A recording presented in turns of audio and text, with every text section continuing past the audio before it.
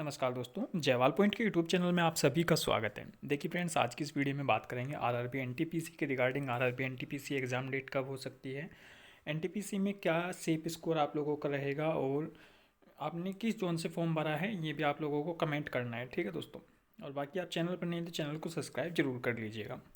ये चीज़ें आप जो है कमेंट जरूर करिएगा। आपने ग्रेजुएशन से कौन सा जोन भरा है और आपने ट्वेल्थ से कौन सा जोन भरा हुआ है। ठीक है दोस्तों, चलिए अगर हम बात करें एग्ज़ाम डेट की, तो देखिए एग्ज़ाम डेट लगभग आपका 2 महीने 3 महीने पहले, 2 महीने पहले तो आप मान करके चलिए कि आ जाएगी। जैसे कैलेंडर आ चुका था रेलवे का, उसमें आपके आईटीआई जो टेक्नीशियन ग्रेड 3 ग्रेड 1 जेई और आरपीएफ एसआई, इनकी डेट आ चुकी थी पहले से ही दोस्तों। तो अब जो डेट आएंगी अगली नेक्स्ट, वो आएंगी आपकी CBT 2 की, किसकी, जेई की और एएलपी की। जेई, एएलपी और इसके अलावा आपका RPF SI, sorry RPF constable, ये वाला एग्ज़ाम और एनटीपीसी। तो इन एग्ज़ाम की आपकी डेट आएंगी दोस्तों, एनटीपीसी CBT 1 की। तो इनका कैलेंडर आएगा और कैलेंडर लगभग 2 महीने पहले आपके सामने आ जाएगा। अभी फरवरी में तो आप लोगों की एग्ज़ाम है नहीं और लगभग मार्च में भी नहीं है एग्ज़ाम। तो एग्ज़ाम मान करके चल सकते हैं आप अप्रैल या मई में। ठीक है, अप्रैल या मई, यानी कि आप अपना टारगेट अभी अप्रैल का रखिएगा। हो सकता है अप्रैल मई जून, मैक्सिमम जून तक जो है जा सकता है, ज़्यादा लेट हुआ तो इन तो अप्रैल मई में हो सकता है आपका एग्ज़ाम हो जाए दोस्तों।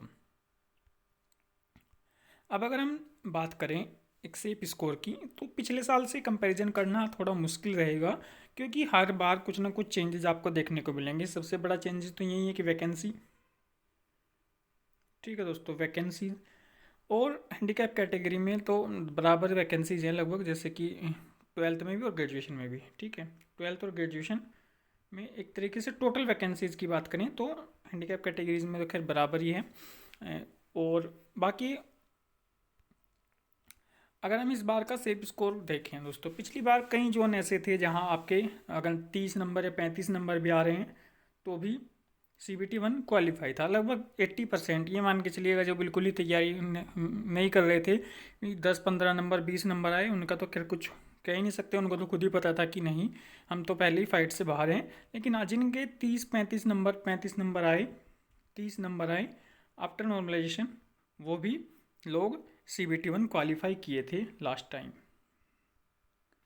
ठीक है, CBT 1 में क्योंकि पिछली बार 20 गुना बच्चे लेने थे, दूसरा ग्रेजुएट में भी वैकेंसीज अच्छी खासी थी। टोटल मिला करके 36,000 वैकेंसीज पिछली बार थी और 20,000 लगभग 25-26 हज़ार के आसपास वैकेंसीज ग्रेजुएट में थी और 10-12 हज़ार वैकेंसीज आपकी ट्वेल्थ बेस पर थी।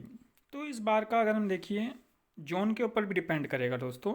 जोन सबसे बड़ा फैक्टर है कि जोन के ऊपर डिपेंड करेगा, लेकिन इस बार इतना ज़्यादा हो सकता है वेरिएशन आपको, डिफरेंस आपको देखने को ना मिले, क्योंकि कम वैकेंसीज हैं और लगभग सभी जोन से स्टूडेंट्स ने फॉर्म भरा है। लेकिन फिर भी अगर जैसे आपने बेंगलोर जोन आपने भरा है दोस्तों, आपने सिकंदराबाद जोन भरा है, आपने चेन्नई जोन भरा है, आपने थोड़ा गुवाहाटी को भी मान सकते हैं अगर आपने ये जोन भरे हुए हैं। ठीक, आपने सिलीगुड़ी जोन भरा हुआ है, तो तिरुवनंतपुरम जोन भरा हुआ है। तो इन जोन में अगर हम बात करें एक तरीके से सेफ स्कोर, अगर आपके 50 नंबर आ जाते हैं ग्रेजुएशन और ट्वेल्थ दोनों में, अगर आपके ग्रेजुएशन में थोड़ा सा आप सॉरी आप ट्वेल्थ में थोड़ा सा और अप कर लीजिएगा इस नंबर को, लगभग 55 नंबर तक अगर आपके आ जाते हैं। क्योंकि ट्वेल्थ में क्या है ना, ग्रेजुएशन वाले भी फाइट करेंगे और ट्वेल्थ वाले तो है ही, तो संख्या क्या होगी, ट्वेल्थ में ज़्यादा हुई भी। जिन लोगों ने ग्रेजुएशन से फॉर्म फिलअप किया, जाहिर सी बात है उन लोगों ने तो ट्वेल्थ से फॉर्म फिलअप किया ही होगा।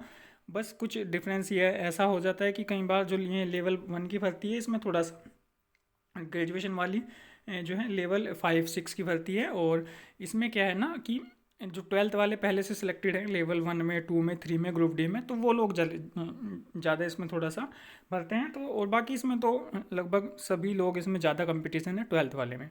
तो यही मान के चलिएगा, अगर आपने ऐसे जोन से फॉर्म भरा है तो आप 45, 50, 55 तक अपनी रेंज को रख सकते हैं। अगर इतने मार्क्स आपके आ रहे हैं, कुछ जोन में हो सकता है 40 नंबर तक भी ये डाटा रह सकता है, कुछ जोन में एक आध जोन हो सकता है, कोई इतना नहीं, लेकिन आप अपना डाटा 50 तक अपना इन जोन में तो रखेंगे। और जैसे आपके चेन्नई है, सॉरी आपका प्रयागराज जोन है, ठीक है, प्रयागराज, चंडीगढ़, कोलकाता, मुंबई, ठीक है, पटना, रांची, पटना, रांची और अजमेर, ये जोन, ठीक है। और बाकी अहमदाबाद जोन है, भोपाल जोन है आपका, और मालदा जोन है, ये थोड़ा मिड जोन में रहने के चांसेस रहेंगे हैंडीकैप कैटेगरी में। ये अपर जोन में जाएंगे दोस्तों, प्रयागराज, कोलकाता, ये सब जोन जो है।